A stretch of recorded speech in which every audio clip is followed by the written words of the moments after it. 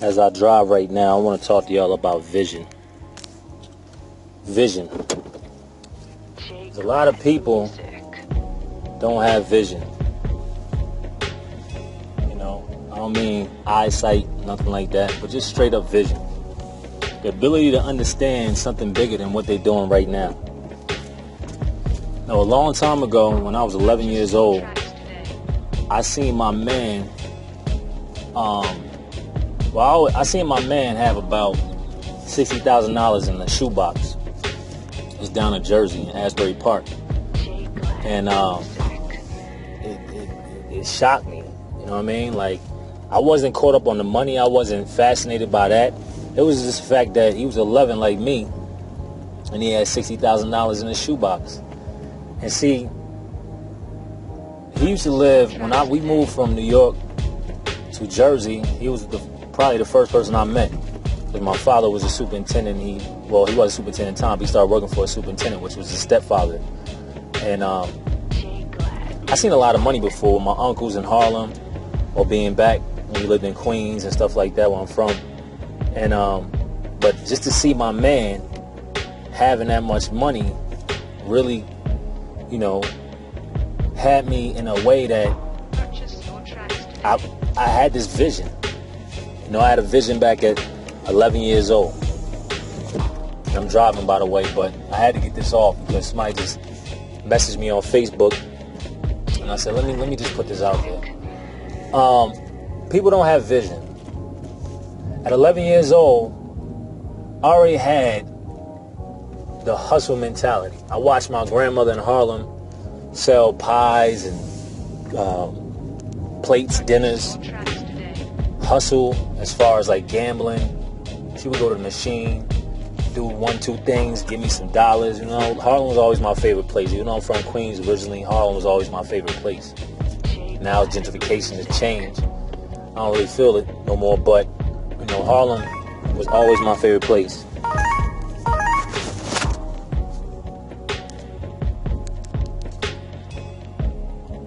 So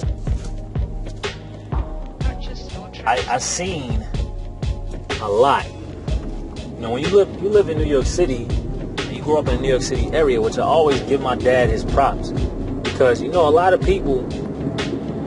My dad is 71 now. He was 11 when he came to New York City from South Carolina, Orangeburg, and he grew up in Redfern Projects out in Far Rockaway. It was rough. You know what I mean? The good and the bad, kind of like the Good Times, but you know, Good Times based out of Chicago. When they both lost their jobs, my parents worked at the same place, and they both lost their jobs when I was younger. They had to move somewhere, and we was staying in different, you know, I remember staying in different housings, like churches and stuff like that, and watching some lady get beat up. And you know, when you grow up in that time frame, you don't have much, and your parents don't save, and you have like wild cousins. And New York City as a whole is crazy. I mean, we moved to the Jersey side. Jersey wasn't no better. I just only rock with one part of Jersey and like one section. I never really been into Jersey. Nothing against nobody from Jersey, but I got my friends in that shit. Everybody know that I just keep it moving. I'm back in New York. But I had a vision. I had this vision from way back on understanding what money is, right? Because I seen money prior in New York City, you know, in Harlem and Queens, and then at this age, this my man that lived in Jersey, I seen all this money he had in the shoebox, and I tried everything. That was my first time really trying to sell crack. We used to we used to sell like almonds cut up and sell that if we didn't have crack or whatever, because my man was kind of like Fresh, the movie Fresh. He was running around doing this thing. Later on at 13, I ended up getting into some stuff too. And I had I used to cut school, you know, in high school, and go to Harlem, get stuff, and go out to Jersey and Asbury and do stuff. Because that was my man. He knew what's up. And I always never want to do stuff where I was from. I always want to do stuff, you know, away from people. I didn't want my parents and nobody to know. And I was never into being the toughest guy, being locked up. I was just a hustler. But that money that I seen, I had a vision. And with that vision, it took me real far. You You know, it took me away from things I should have been a part of. You know, like being a part of educational stuff. You know, I see now my grandmother, she's not my real grandmother. I met her later on in life. She was trying to take me to banquets and dress me up and show me how people was going to school and getting awards and stuff. She was doing that for me because my mom was somewhere else. And like I said, I was smart in one way because I would get a job and I would do all types of stuff, but I was always hustling. You know, and at 11 years old, that sparked it all. So back to what I'm talking about as far as vision.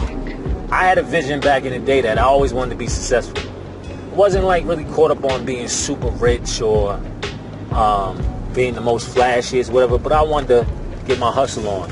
And as my parents took me around, like I do with my kids now, my kids being anybody that's younger than me and my family, whatever, I always try to help them travel. Like I'll be like, look, you live in Florida, you come back to New York. You're in New York, we're going to go down to your aunt down in Virginia. I used to try to take them around. I'm going to take you to Cali. I'm going to take you whatever. In my 20s when I was getting money or whatever, because I'm like, listen, y'all got to see the world like I seen. The world to us is domestic, right? But it was a vision for them to see things so they can want more. It's like when I saw that money in the shoebox, the 60 grand in the shoebox at 11, it was a vision I wanted more. I didn't want what he got because I've never been a sucker. I've never been somebody that tried to steal from my peoples, my man or whatever, shiesty. I always thought, like, I can get my own. If you got it, I can get my own. I just got to figure out my way. And sometimes you go through things. But the reason why I say the vision situation is because a lot of y'all don't have any vision. I can give you a training, and you can take it as it's supposed to give you everything to make money right there from the door. I was just telling somebody today, because they hit me and said something. I was like, man, I remember I gave somebody, his name is Peter Parks, he's a real big dude, allegedly. I gave this man $28,000. And I don't have nothing against him, but I gave him $28,000 because of somebody in UK who I don't deal with no more told me, like, listen, you need to get with him. He can show you what's up. And I gave him $28,000, and the man really talked at me. He never really helped me like I needed, but he was trying to give me the vision. But for $28,000, I don't care how much he was, how busy he was, whatever, I think he should have helped me more. Now, pulling that back, I do things for people sometimes. I'll be like, here, go $500. I remember the original money lesson. I got a lot of people that had the original money lesson. I put people on, and I still talk to a lot of people to this day. 7 years, 8 years, 9 years later. You know what I mean? Still talking to them, telling them what's going on. Anything that's new, giving free stuff out, whatever. Some people only pay $500 and been dealing with me. If I got new things that come up, it's going to be a new price or whatever, but some people only pay $500 one time and got all this information or whatever they took from it. But the people who fail, the people who are not like Chad Arringtons, you know what I mean? The people who are not like Lance Stevenson, the people who are not like other people I know who are really making it happen, doing big things for themselves. When I talked to them in the beginning, they was in their area, living in the hood or the projects, or maybe just lost their job, broke, got mad kids. The ones that took what I gave them and looked at the vision of what I'm talking about has succeeded. And a lot of y'all don't do that. A lot of y'all are looking to blame people for what y'all don't have or what's not going on. At 11 years old, I seen that $60,000. Now, I already understood what money was because New York City is fast. It's fast paced. My dad only came to East Orange, New Jersey. He was just 10 minutes you get on the train, you're right back in the city. So he just only came over. That was good. He told me probably like a month ago, he was like, man, I was never going to leave the city area. I got all my family out there, which I always was happy that he never left. He didn't go to like South Jersey or Alabama or somewhere else. I could have been a whole different person. You know what I mean? I still would have been a hustler because I already had it embedded in me as far as being in that area. But just staying in that area helped me out because even when I came back home from the military and things went crazy and I went bankrupt, I still had the city to run around. I always felt like you can make it happen in your birthplace. Just even if you didn't grow up there, you can make it happen in your birthplace. Me, I never left the area until later on in life. So it was easy for me to see things, and I had a vision. I remember when I was dead broke on 32nd Street, well, Herald Square area, and I was like, I really did that whole Cameron. Like Cameron, the rapper, had this line. He was like, if you can't get paid and the earth is big, you worthless kid. Nigga don't deserve to live. And I was saying that to myself, looking up and down the block, you know, Harold Square area, right by Macy's. And even prior to that, I had a vision. Like, it's like I had a vision when I was younger, at 11. I had a vision at 13 when I started really getting in the game. I had a vision when I started trying to do trading, as far as like investing and trading and stuff. Then I had a vision, you know, at that point when I was just stuck. And I'm saying this to say that you cannot blame anybody if you buy into anything, all right? Because I don't blame nobody. I've lost plenty of money. A lot of y'all that I talk to, y'all ain't losing anything. Y'all gaining, but y'all don't see the jewels, and y'all don't have a vision. Y'all not putting up $100,000, $28,000. Time. You know, it's been times where I put up 3 months straight of just non-stop work. So a lot of times I can't feel y'all if y'all complaining about what you don't have. You know, what didn't happen for you or whatever. Because I'm like, you ain't put that work in. You know, I don't care how old you are. You could be 45 years old. Probably did some protesting or whatever. When we talk about making this money and putting this work in, you're talking to somebody who used to really get up 6 o'clock in the morning in Brooklyn, where I lived at, when I was in the Bronx, where I lived at, or when I was in Manhattan, you know, where I lived at, or back in Queens, where I lived at, and get on the trains and run every borough for like 14 hours straight, just going. 4 phones on me trying to make it happen. I had a vision. It wasn't what I was doing at the time, it was what I planned on doing in the future. And I always said, when I have my next kid, my next child, I want to make sure that I'm around. So if you look at it, y'all always see me with my daughter, or y'all see videos and stuff, I always got her. She's 5. You know, I've been with her whole entire time, regardless if I'm not with her mother or not. My vision was, I'm going to be set and be able to take care of her or him when I do have another child. I had a vision. And whatever I had to do, I was willing to do it. Not like in a negative way, but like, if somebody, God bless my man Truth, when he gave me, when I was down and out, and he gave me some game on what he was doing to make money, I took that and I worked that.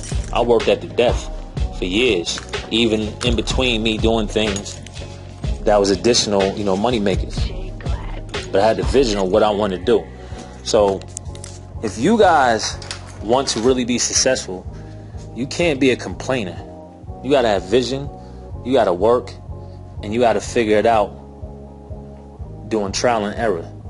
You know, sometimes you think that you paying with, you know, everybody has their money. Like, oh man, I only got $300, so if I give you this $100, it's just gonna kill me.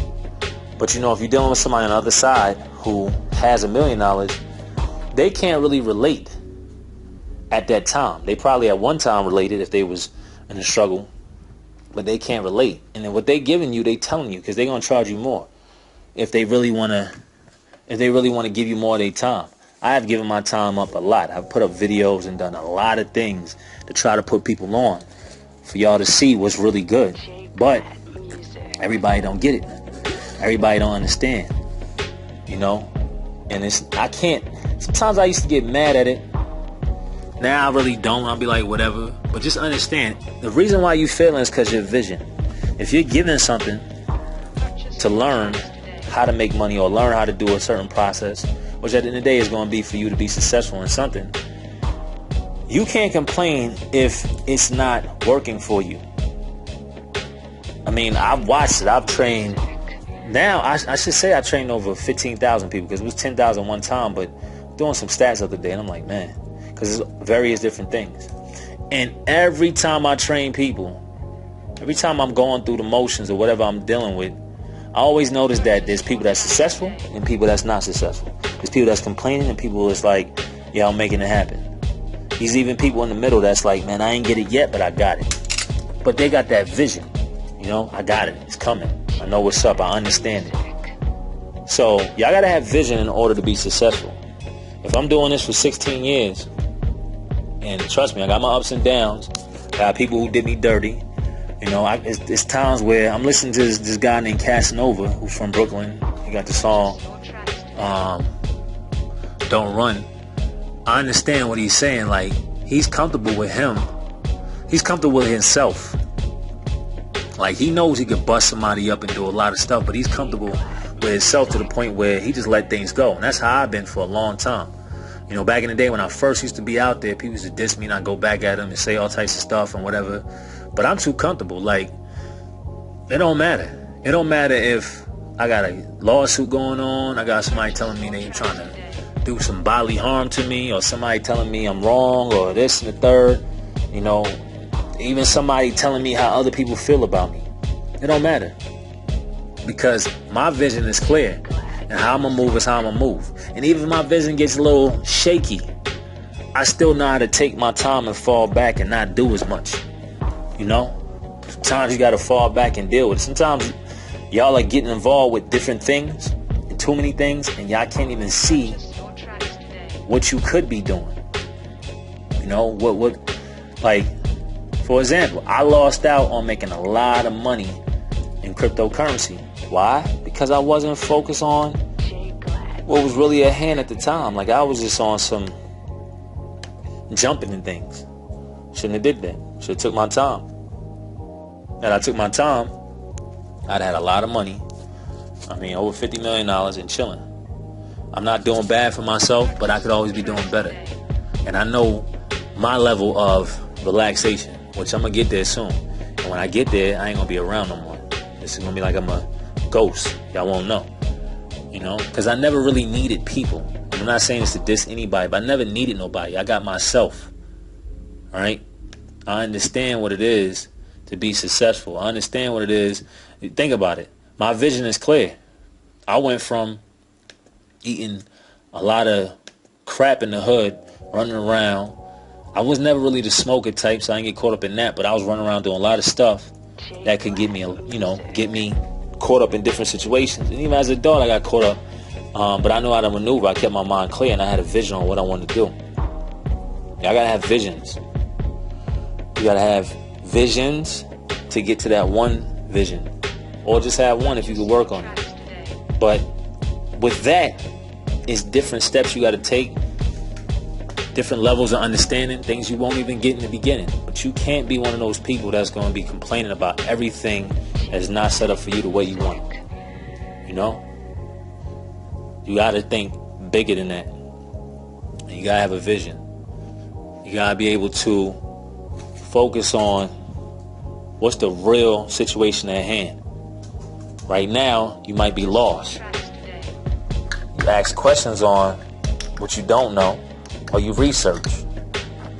You know, this is 2017. We got people who still act like they don't have YouTube to figure out some things, or Google. Think. Stop complaining. If you get involved with something, handle your handle. But have a vision. And that's my 2 cents. I had to get that out the way real quick because I just hear too much complaining. You know what I mean? Trust me. I know people who I look at that's born handicapped. They would love to have your legs, but they ain't complaining. They got a vision on what they're going to do with their situation. They would love to have your eyes, but they ain't complaining. They take care of their vision by hearing and walking and got their dog. You know? Stay focused. Have a vision. Purchase your track.